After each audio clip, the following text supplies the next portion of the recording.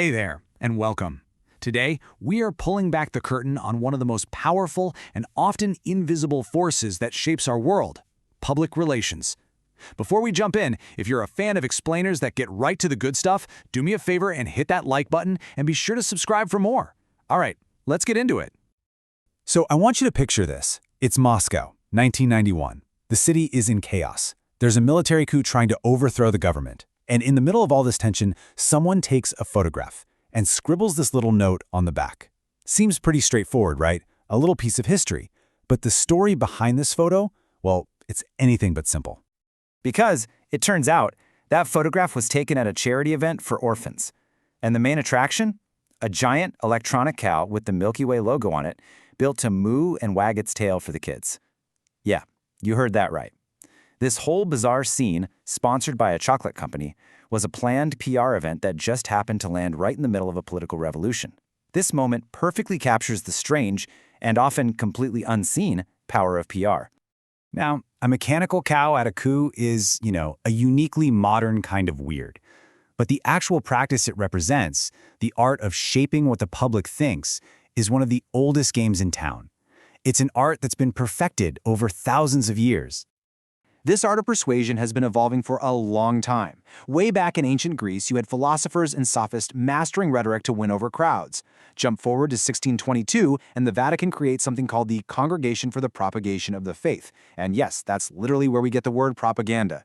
In the 1700s, you've got the Federalist Papers, which was basically a brilliant PR campaign to sell an entire country on a brand new constitution. And by 1896, we see the very first modern political campaigns, with headquarters pumping out press releases and posters. The game was on.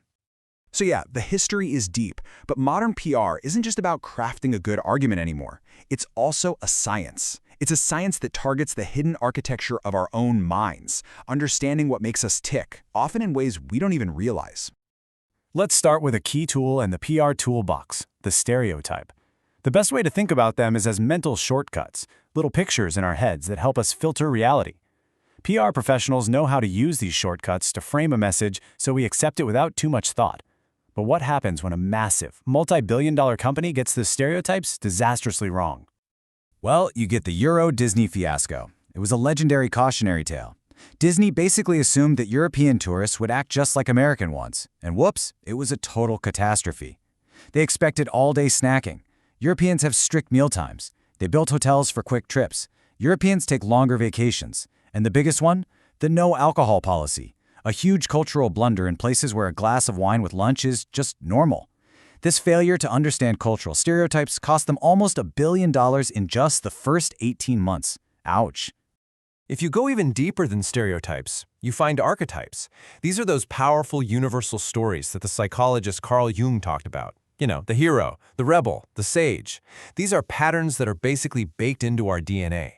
Just think about how a brand like Nike is always using the hero archetype, or how Harley-Davidson is the ultimate rebel. They're not really selling you sneakers or a motorcycle. They're plugging into a mythic story you already know by heart. And of course, you can't talk about the science of the mind without mentioning Freud. His huge insight was that so much of what we do is driven by unconscious desires. I mean, think about it. A sports car ad almost never talks about gas mileage. It sells you the feeling of freedom, of power, of status. The most effective PR often just bypasses our logical brain and speaks directly to those hidden wants. It sells us not what we need, but what we secretly crave. Okay, so we've got the history and we've got the psychology. Now let's look at how these tools are actually put to work to manage disasters, build reputations, and launch the products that end up defining our culture. First up, putting out fires. When the disaster hits a company's reputation, that's when the crisis management team, kind of like the PR special forces, rushes in to control the damage and hopefully rewrite the story. Back in 1997, Mercedes launched its new A-Class car. But it failed a safety test in Sweden, the Moose test, and it literally flipped over. For a brand that's all about safety and engineering, this was a potential death blow. But Mercedes didn't try to hide.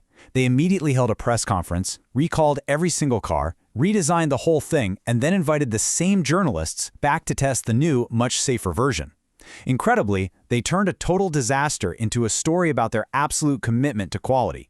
What Mercedes did there gives us the perfect crisis playbook. Step 1, acknowledge the problem right away. Don't deny it. Step 2, Announce a full investigation. Show everyone you're taking it seriously. And step 3, communicate, communicate, communicate. Keep the public updated every step of the way. That's how you build trust right when you need it most.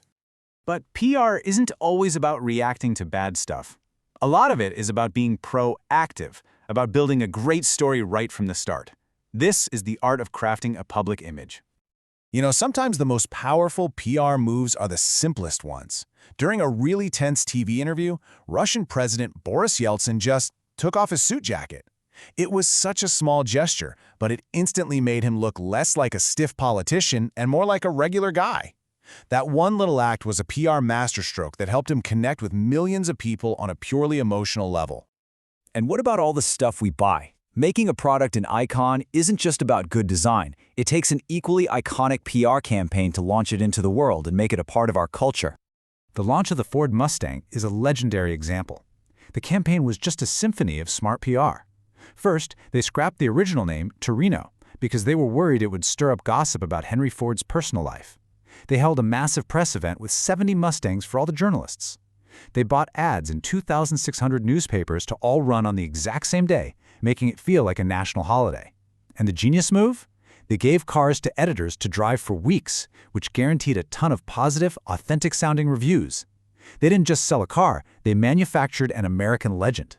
So when you put it all together, from ancient debates in the town square to deep psychological triggers in modern marketing, you start to see it. You start to see this invisible architecture of persuasion that's been built all around us, influencing what we believe, who we trust, and even what we buy.